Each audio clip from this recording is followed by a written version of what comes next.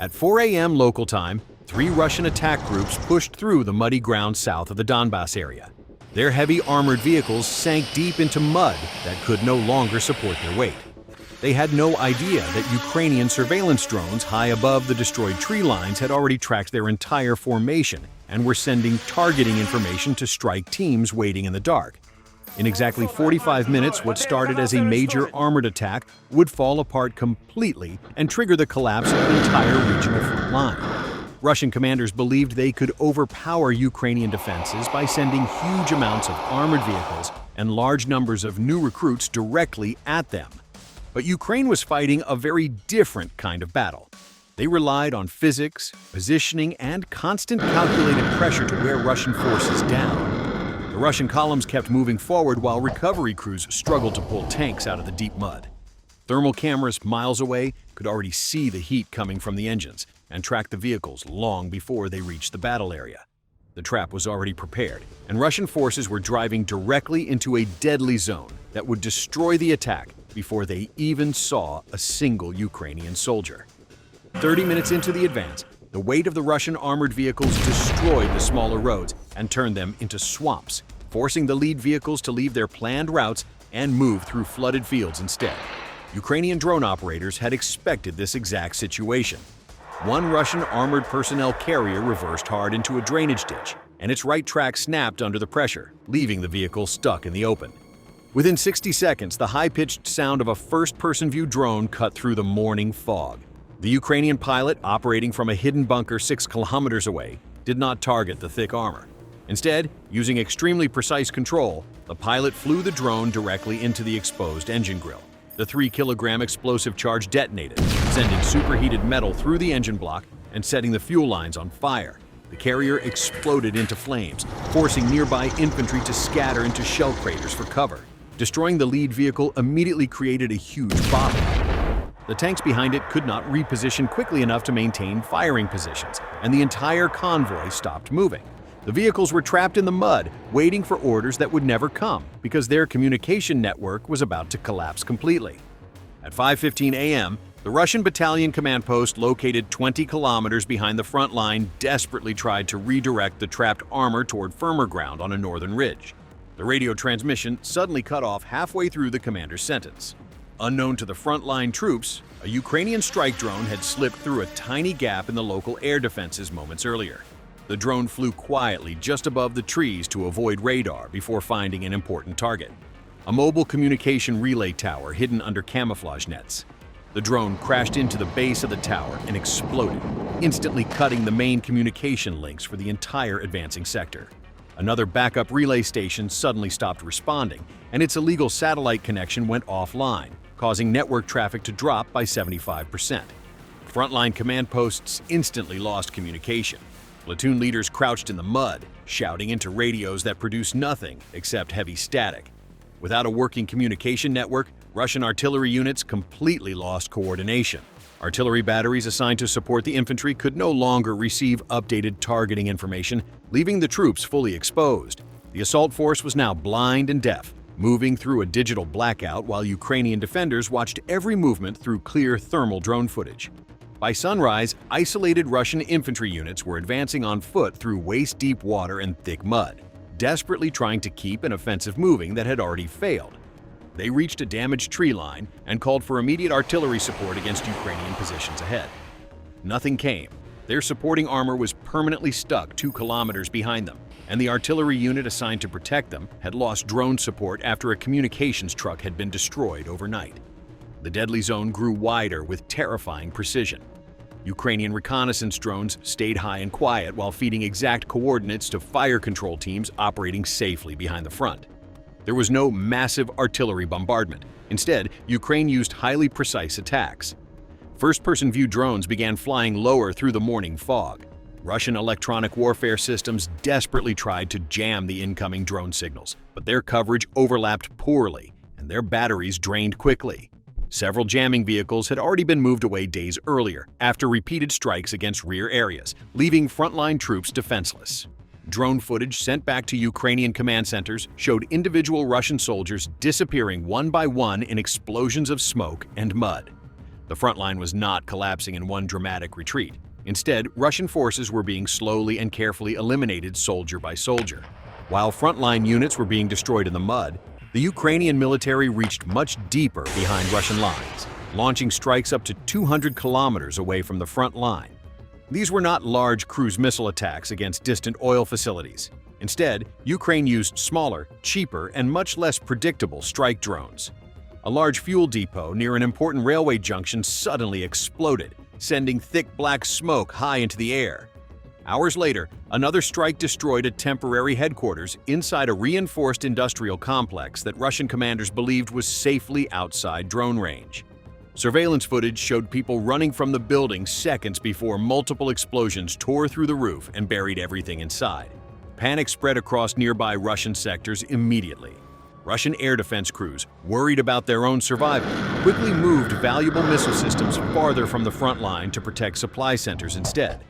But moving those systems backward created large blind spots closer to the trenches. Ukrainian reconnaissance noticed this reshuffling almost immediately, and a new wave of drones flooded into the newly exposed airspace.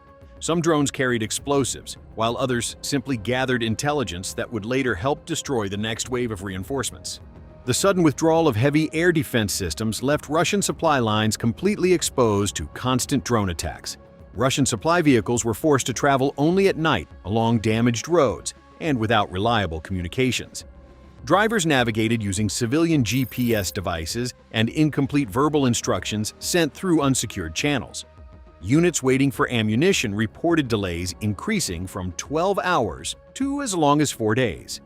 Medical evacuations slowed to a complete stop.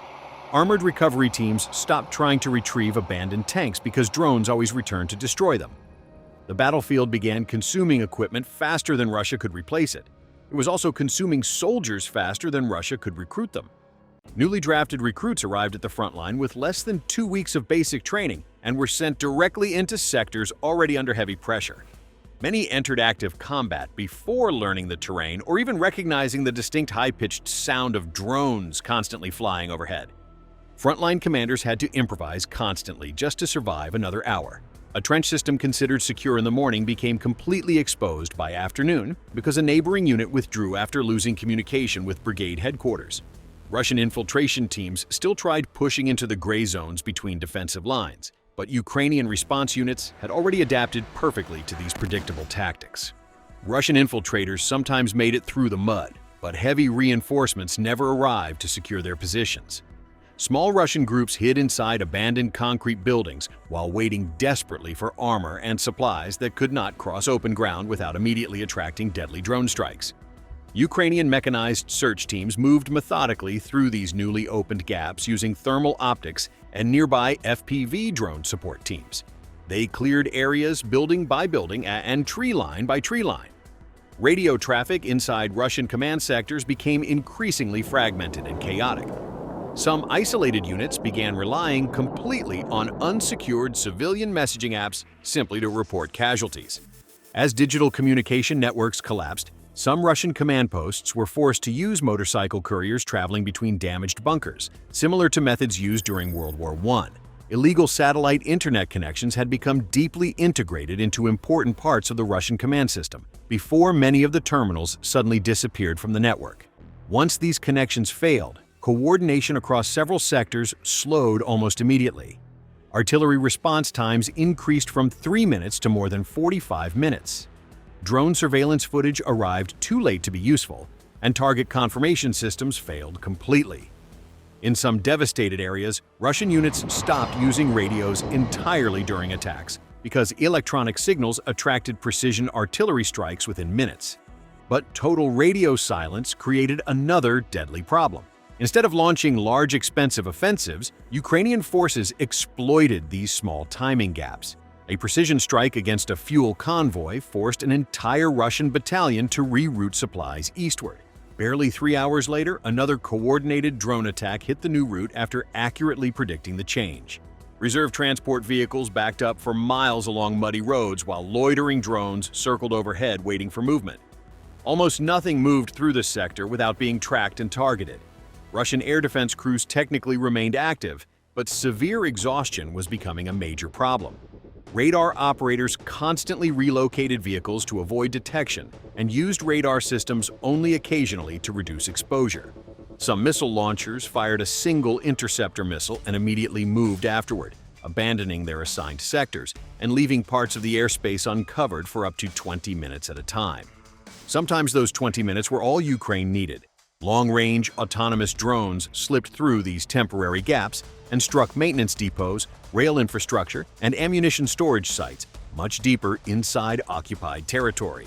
Large secondary explosions lit up industrial districts all night, while emergency crews struggled unsuccessfully to contain chemical fires using damaged water systems and overloaded evacuation routes. By the next morning, the crushing logistical pressure always reached the front line. By dawn, frontline artillery units were forced to heavily ration ammunition. Large mechanized assaults shrank from battalion-sized attacks into smaller company-level skirmishes. Forward medical stations overflowed with casualties that could no longer be evacuated. Despite the growing disaster, Russian commanders continued reporting steady progress up the military chain of command. False maps shown in warm offices far from the battlefield still displayed imaginary advances. Small ruined villages were officially marked as captured simply because isolated infantry squads briefly entered them before being destroyed or cut off. These false reports continued because nobody wanted to challenge the political narrative. So, on paper, the offensive appeared successful. On the actual battlefield, however, the situation was very different and far deadlier. Ukrainian forces defended fixed positions only when absolutely necessary. Everywhere else, they focused on forcing Russian troops into constant, exhausting movement. They repeatedly attacked logistics chains, dismantled communication systems, and forced armored reserves to move sideways across the battlefield. The constant pressure bent the front line unevenly. A small village might change hands after a week of exhausting counterattacks, but the real damage happened behind the fighting. Russian supply routes became fully exposed to high-definition drone surveillance. Once a convoy was spotted, artillery destroyed the lead vehicles and trapped the rest. Surviving convoys were forced to take longer routes, causing fuel consumption to rise sharply. Delays spread throughout the system and crippled units miles away. Ukraine completely controlled the pace of combat. Russian units still attacked daily, but without coordination. One infantry assault began before artillery preparation ended. Another armored column advanced after neighboring support units had already retreated in panic. Russian drone operators complained over open channels about severe signal interference caused by their own electronic warfare systems. Battalion commanders repeatedly requested emergency reinforcements that never arrived because transport convoys were stranded behind a destroyed river crossing. The extreme mental and physical strain on the battlefield quickly became a cumulative disaster for Russian forces. Failures spread everywhere. A multi-million-dollar radar station suddenly went offline. A major logistics bridge burned through the freezing night. A missile launcher broke down during transport, and another command post disappeared from the network entirely. Then, the heavily fortified southern peninsula began suffering the same pressure. Military supply traffic across the region slowed dramatically as Ukrainian precision strikes intensified against supply routes, fuel depots, and naval infrastructure supporting southern operations. Panicked air defense units moved rapidly toward the coast, leaving inland rail routes exposed and poorly protected. Armed patrol boats constantly changed routes after repeated attacks by autonomous sea drones. The isolation happened gradually, but relentlessly. Military cargo took much longer to arrive. Emergency repairs took far longer to complete. Heavy supply convoys had to travel much farther inland to avoid exposed coastal routes. Every adjustment Russian commanders made immediately created another vulnerability somewhere else. The changing weather delivered another serious blow as the spring thaw turned the battlefield into deep mud across the entire front line. Russian mechanized columns quickly became stuck in the thick mud. Without mobility, heavy armored vehicles could no longer provide fire support or protection. The entire armored advance stopped. Infantry squads were forced to leave the vehicles and continue on foot. Most were new recruits with less than 2 weeks of training, sent directly into a carefully prepared gray zone. The deadly trap was waiting for them. Above them, Ukrainian drones operated in overwhelming numbers. Autonomous ground robots and FPV drones systematically destroyed exposed infantry formations with precision. There was almost no traditional firefight. Reports claimed that 96% of Russian casualties were caused by unmanned systems before Russian troops even saw Ukrainian soldiers. Elite infiltration units sent through the mud were quickly isolated and cut off from support. Specialized Ukrainian search and destroy teams found the stranded squads and methodically eliminated them. This tactical failure immediately spread into a complete operational collapse across the theater. Behind Russian lines, communication networks fractured. The sudden loss of satellite uplinks completely cut operational data flow. Network traffic dropped by 75% within hours, leaving frontline command posts deaf. Russian leadership continued demanding advances on maps that no longer matched the reality of the battlefield, causing the offensive to lose momentum, stall, and begin collapsing backward. Ukraine immediately shifted into an aggressive active defense strategy. There was no huge dramatic counterattack. Instead, Ukrainian forces launched precise local strikes against newly weakened Russian lines. They attacked vulnerable pressure points and forced defenders into impossible situations. More than 100 square kilometers of territory changed hands in a single month. Russian casualties rose to more than 1,000 soldiers per day, a rate far higher than Russia could replace through recruitment. In the end, the offensive did not fail because of one decisive battle. It failed because of hundreds of smaller tactical breakdowns that gradually became impossible to stop. Russian commanders finally realized that battlefield attrition had become automated, unavoidable, and controlled from the sky.